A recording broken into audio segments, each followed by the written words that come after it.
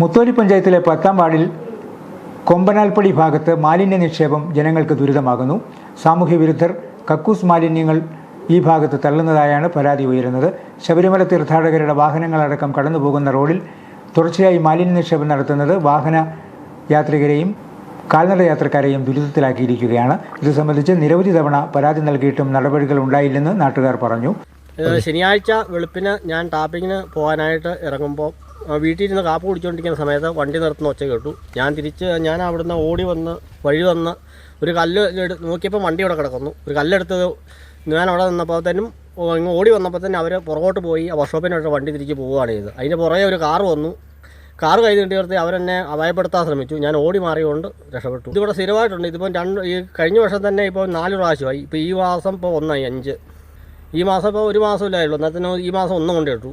എന്നും സ്ഥിരം പരിപാടി ചെയ്ത് പരാതി പോലീസ് സ്റ്റേഷനിൽ പരാതി കൊടുത്തിട്ടുണ്ട്, പഞ്ചായത്തിൽ പരാതി കൊടുത്തിട്ടുണ്ട്. ഇതുവരെ ഒന്നും അനക്കമൊന്നുമില്ല. ഇവിടെ ഈ CCTVക്കകത്ത് വണ്ടി പോകുന്നതിരിക്കുന്ന നമ്പർ കിട്ടുന്നില്ല.